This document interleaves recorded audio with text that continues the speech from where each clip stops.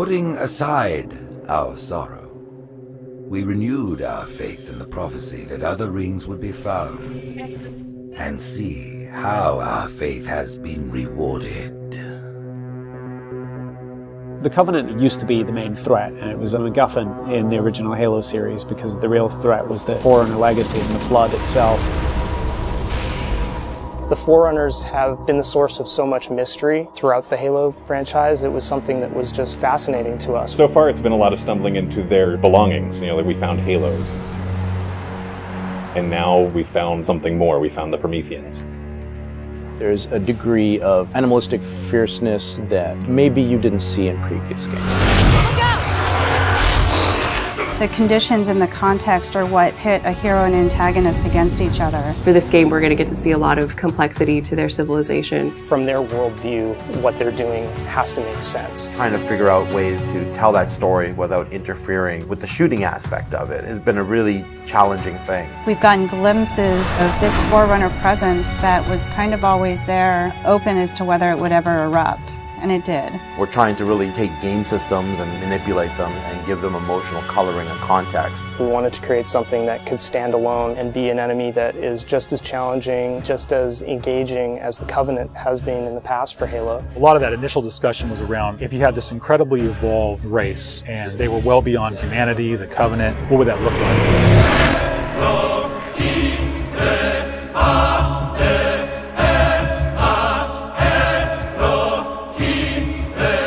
The design process for the Prometheans was intriguing, exciting, and then long and painful process. I think just because everyone was so invested in what they wanted out of them. How do you imply something strong, something vertical, something different? And how could we actually have a global logical language out of that Forerunner philosophy? Anybody who's played Halo goes, okay, Forerunners is the silvery angular stuff with blue lights across it.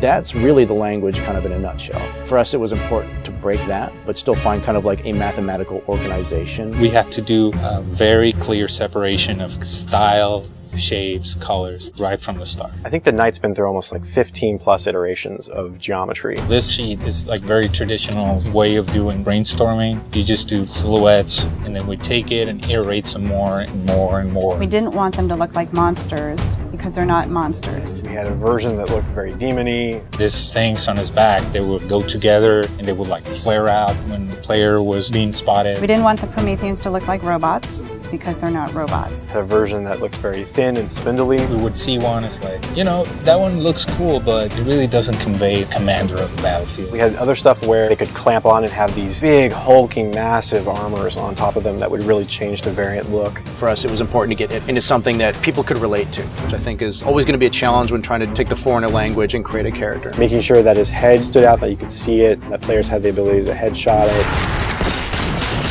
It falls also onto animation. They were able to bring these guys alive and make it feel believable and plausible and still be very fast and lethal. Locomotion didn't look heavy enough at one point, so we scrapped everything and did it all again.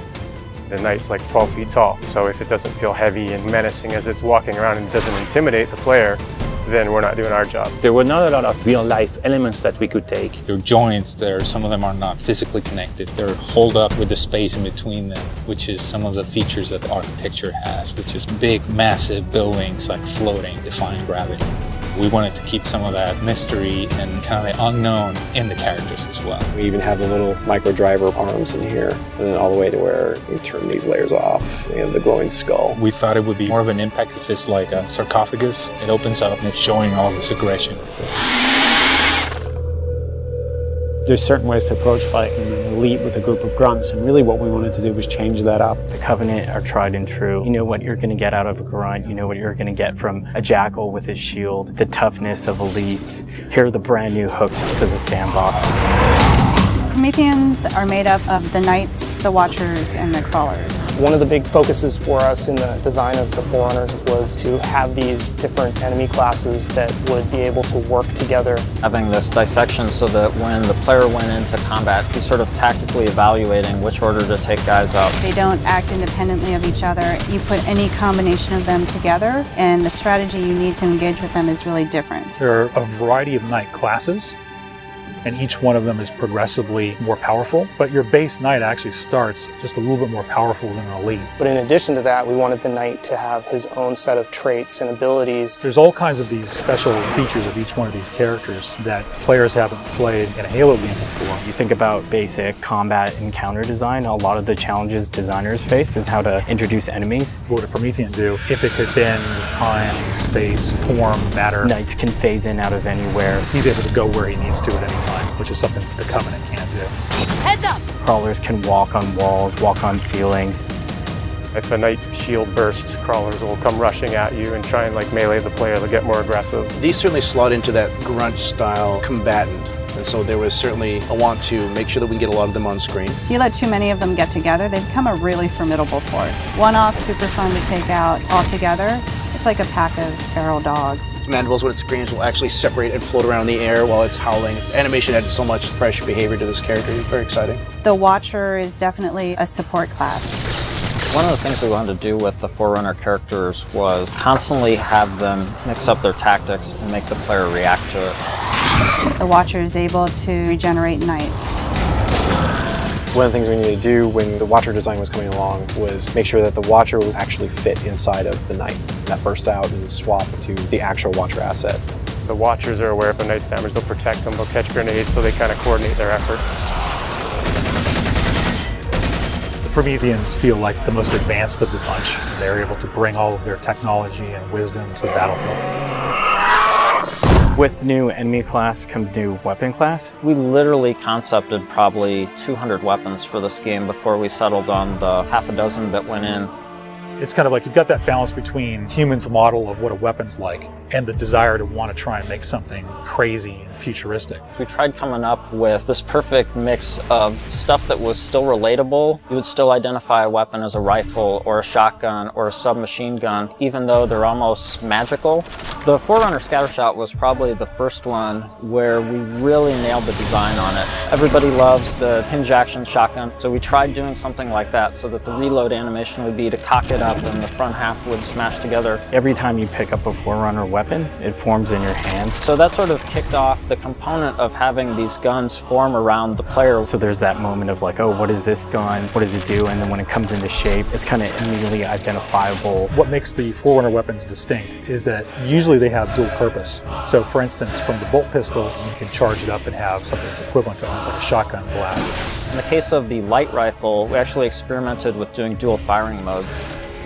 We tried to make it so that it was the best of both worlds with a BR and a DMR. It works like the battle rifle when you're not scoped. That has a little spread, has a 3-shot burst, and it works like the DMR when you are scoped. So it's like a mini sniper rifle in a way. It actually changes to a different firing mode where the projectiles are stronger.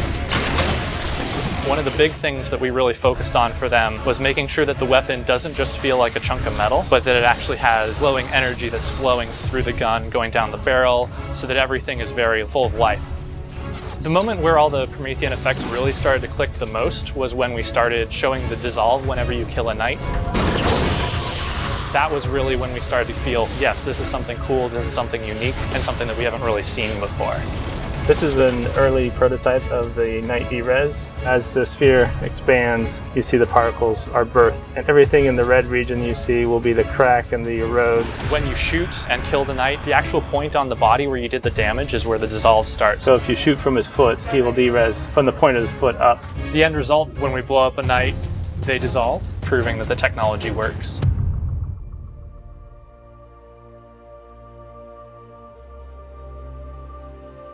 I look at the changes that we're making, and it really feels like we're making a sequel to Halo 3. And that's exactly what we're setting out to do. We have the Covenant from previous games. We have the UNSC. We had all these things to take from, like, all right, we can make a new take on this, but we had zero information to some of this Forerunner stuff. We're not just on a Halo, we're on a whole planet now.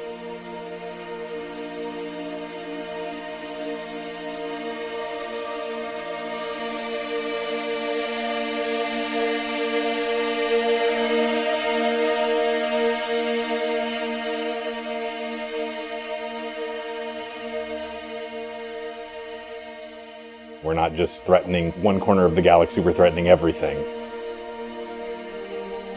We're listening to the fan feedback. We're incrementally evolving different aspects of the game design, but there's nothing really revolutionary. And I think that's important, because I think really good design is evolutionary, not revolutionary. And I think at some points we got in our heads with this game that we're just going to make another Halo. I don't think that's what people want. They may think they want that, but what they really want is something that speaks to the things that they love, but then provides them with something new.